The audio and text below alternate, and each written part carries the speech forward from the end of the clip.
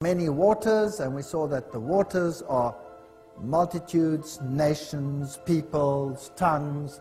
And with this woman, the kings of the earth have committed fornication. That means they've had relationships with her, which were, of course, contrary to the relations that God would like them to have. We look at the kings of the world that have created havoc upon this planet, dealings with the papacy. We see the Gorbachevs with the papacy. We see the so-called dictators with the papacy, actually part and parcel of it. Why do they always wear black when they visit the Pope? Because they have to reflect the two sides of the Masonic story, the knowledge of good and evil. The Queen of the Bilderbergers, Prince Philip, Prince Charles in his black with the white Pope. And here we have the equivalents in the Islamic world. There is Margaret Thatcher, there is Carter, the Japanese, the Bushes, and the Blairs. Do the kings of the world work with this system, yes or no? Is there any system on this planet that qualifies like this system? The woman was arrayed in purple and scarlet, two colors which applied definitely to the Roman Church.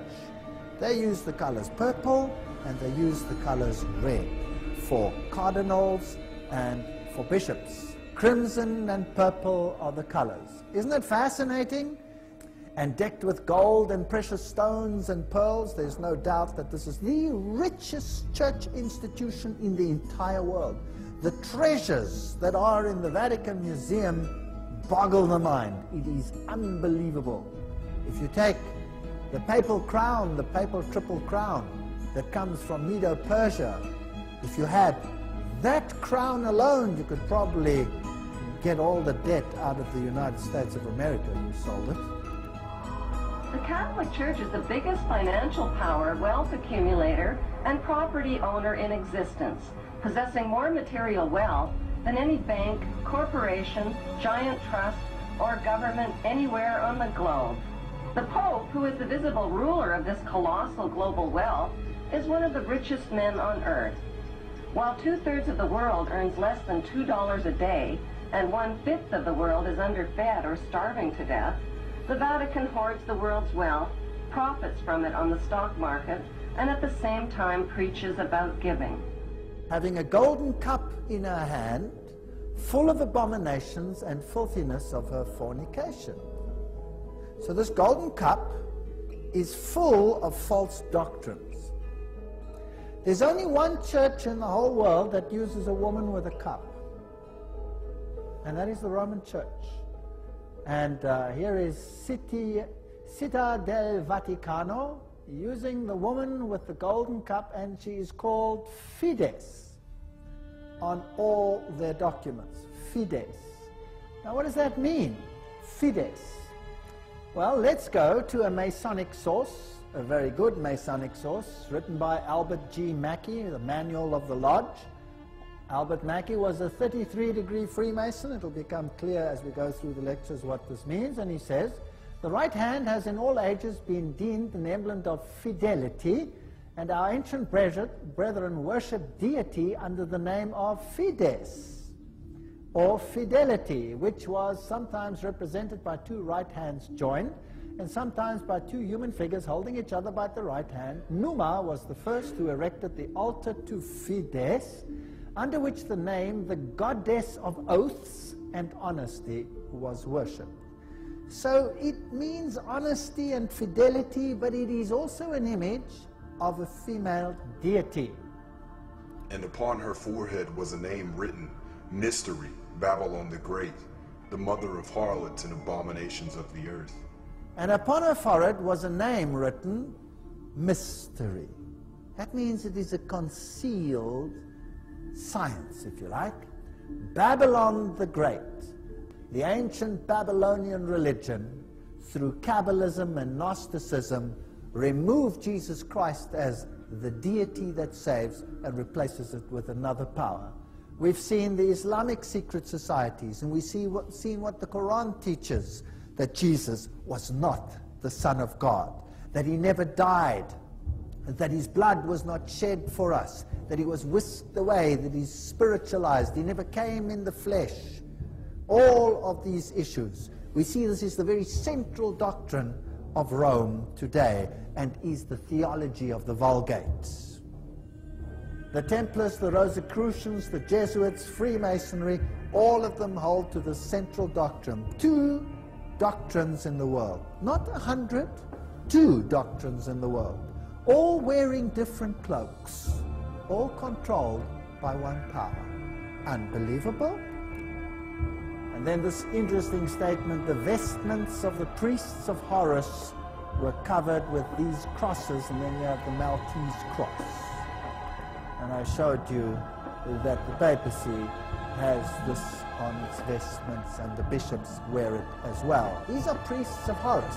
That's a mystery. You have to look behind the scenes to find it. The mitre that they wear on their head, that today looks just like that, represents actually the fish head of the god Dagon, which means Dag-on is the fish god. So the fish head, later the cape was removed, the fish cape, it was replaced with a red cloak or a purple cloak or whatever color, but the mitre with the open fish head on top remained.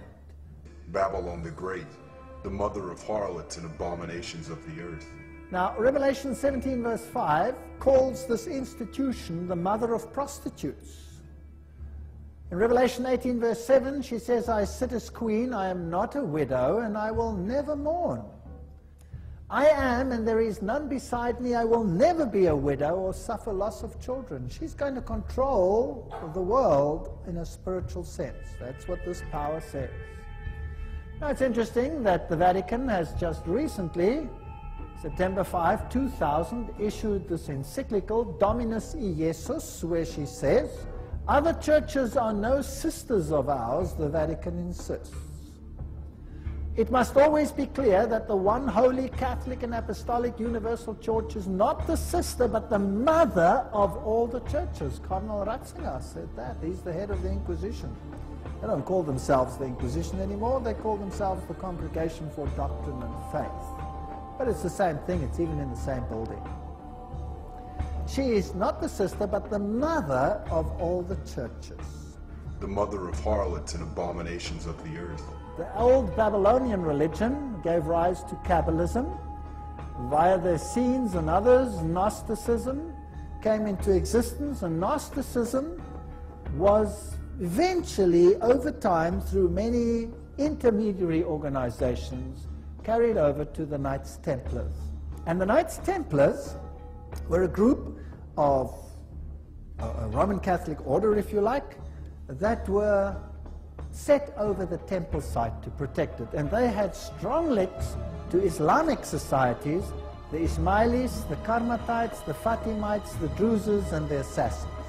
Now the Templars, they had their secret inner information inculcated in the Rosicrucians and the Jesuits. The Jesuits, again, formed and created Freemasonry and the Illuminati, which, according to Gary Carr, controls Marxism, American European secret societies and political societies, international banking, and the World Council of Churches. And of course you have the entire New Age movement, the Theosophical societies, the many cults, and Freemasonry was created as the Protestant arm of the Roman Catholic Church. Unbeknown to them, beguiled, fooled, if you like, into doing the work that Rome wanted them to do, so that Rome could sit in the background while Freemasonry did it for them.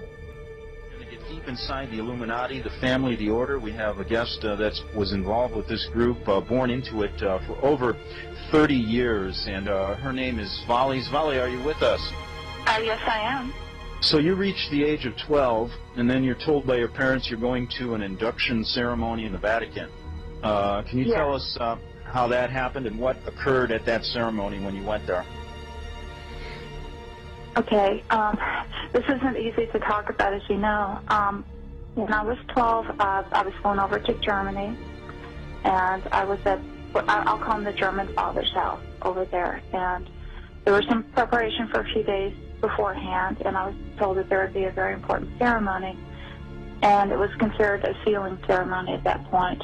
And basically, I was told a little bit about what I was expected to do during the ceremony. You know, when we got there, we went to the Vatican.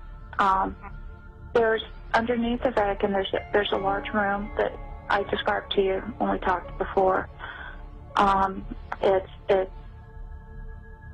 has 13 catacomb chambers leading into it with and what they do is they, as you go down these steps into the room, you can see that it's on the circular, and so they're all around it, and they bring out the mummies from the catacombs, and they set them beside each one, and they say that the spirits of the fathers watching over the ceremony. And during the ceremony, there was a large table in the center of the room. It was on top of a huge golden pentagram, and